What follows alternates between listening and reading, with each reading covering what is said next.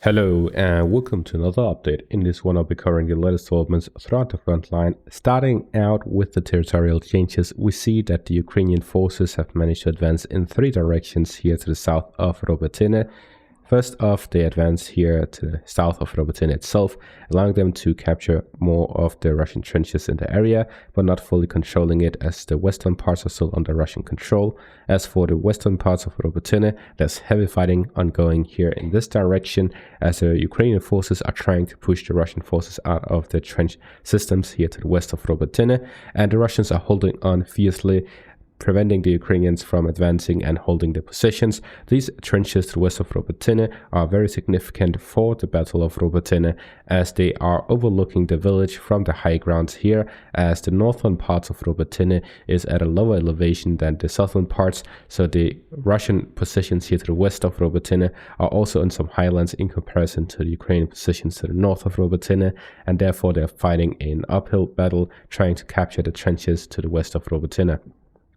As to the east of Upitna, the Ukrainian forces are here also trying to push through, trying to advance through the Russian main line of defense. They are continuously pushing the Russian forces in the area, as well as to the south of the area, where they've managed to advance further in the direction of Upitna, and they're also pushing heavily in the eastern parts in the direction of Pervome.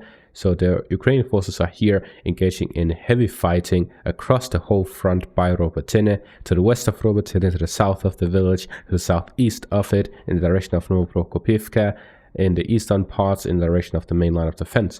So the Ukrainian forces have here initiated their main push. They have initiated all of their forces to push through the main line of defense. We're seeing an increasing number of Ukrainian tanks and armored vehicles being used in this fight. Every day there's new videos and pictures of heavy fighting and losses of both sides across the front, but mostly on the Ukrainian side. The reason I mention this, despite not giving any accurate numbers, is because we have to emphasize the fact that although the Russian forces are being pushed back, and I'm not going to say that it is going well for Russia, because they are being pushed back, they are losing positions south of Pervome, to the southeast of the village, in all of these areas. However, it is important to emphasize that these advances do not come at no costs. The Ukrainians are situated at the lowlands, the Russians have the highlands.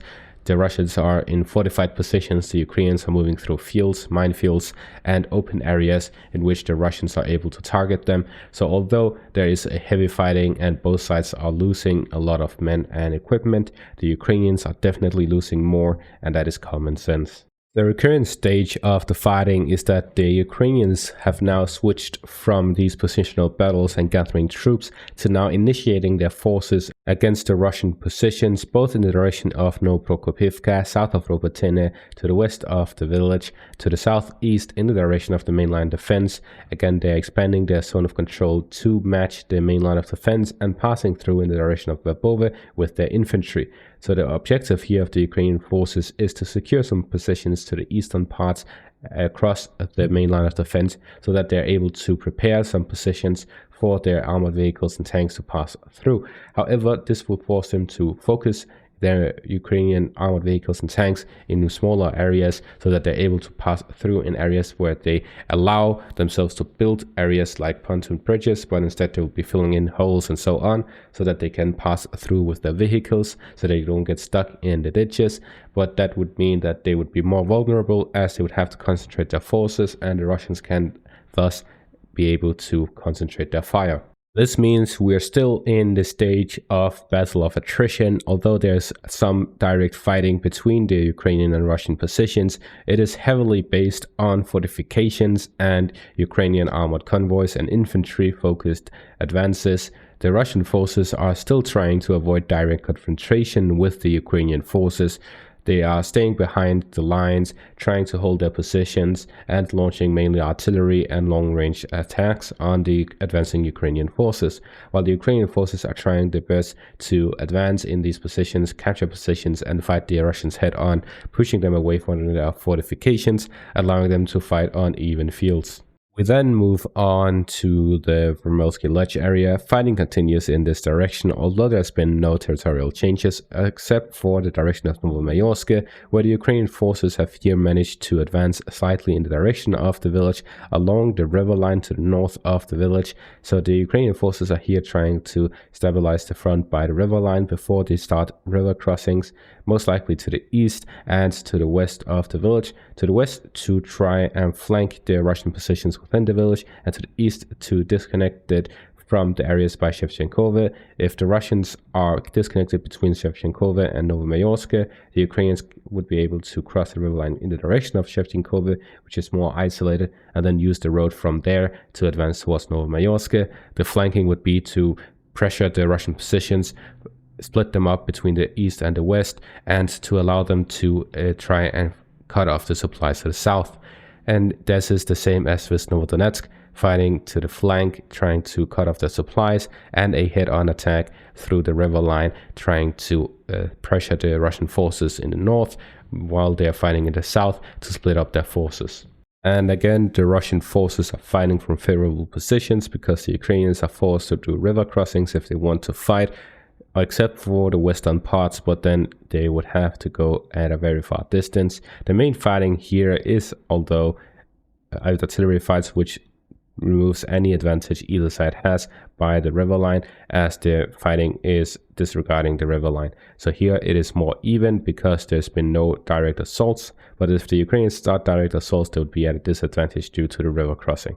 We then move on to the Pervome area, where here the Ukrainian forces have counterattacked and managed to regain some lost positions earlier this year. So the Ukrainian forces have managed to push the Russians back a few streets, and this is one area where the Ukrainians have an advantage, and the reason for that is that the Russian forces are here holding positions that are completely demolished. There's no fortifications, and as such the Ukrainian forces have the advantage because although they are on the attacking side, they're able to conduct the element of surprise by attacking here in that area that has been largely at a standstill for a long time. There has been fighting but no offensive operations by the Ukrainian forces for a very long time, so them attacking suddenly allowed them a surprise element, and as such they're able to recapture some positions. And this isn't the only part. There's also been some fighting by Upitna, as the Ukrainian forces have yet again managed to advance further.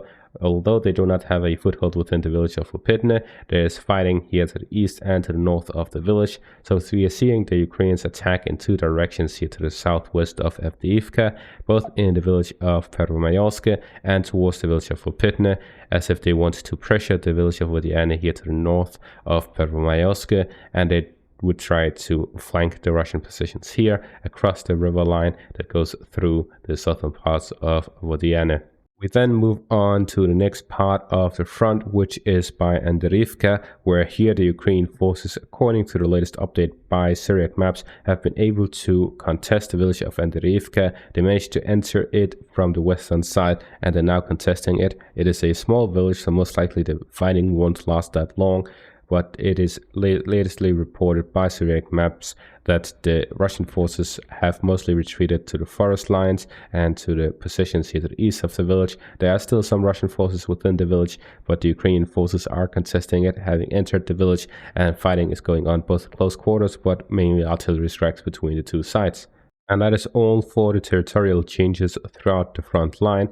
We then move on to this video here, which shows a Leopard tank on the Ukrainian side fighting two Russian tanks. I'm not sure what variants they are due to the instability of the recording, but what we see is that a Russian tank is here and then it most likely gets hit. According to the description of the video, there are two Russian tanks, but I only see one, and then we see the same one that got hit moving, so it wasn't destroyed. And where the fighting continues as both sides are engaging each other in a tank-on-tank battle.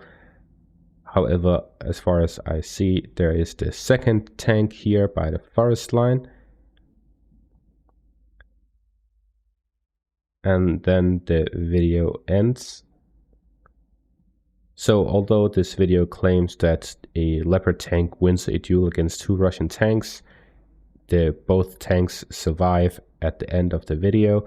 so I'm not really sure what they claim, but there's definitely some fighting tank-on-tank battle. But this shows that these tanks aren't just any tanks. The tanks that are currently being used are ones that have been modified throughout the war, and the tank shots cannot just penetrate them easily at such a distance. They need to aim clearly at the weak points. This is why the drones have such an advantage, because they're able to hit from areas at the top and at the side, allowing them to hit the weak points of these tanks, while here they're shooting head on, and it doesn't allow either side to just take them down in one hit. Here the crew and the tank clearly survives, although being shot directly by the Leopard tank.